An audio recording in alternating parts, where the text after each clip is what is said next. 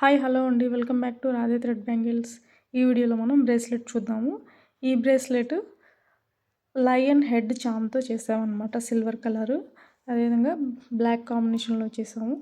ఇవి వచ్చేసి ఈ బీడ్స్ 10 mm బీడ్స్ అనమాట. సైజ్ చూడండి, చాలా పెద్దవి. సో నేను ఇప్పుడు మీకు వేసి కూడా చూపిస్తాను లుక్ ఎలా ఉంటుంది అనేసి. లుక్ చూడండి ఎంత బ్యూటిఫుల్గా ఉందో. ఇది చేతికి వేసుకున్నప్పుడు చాలా అంటే చాలా బ్యూటిఫుల్గా ఉంది.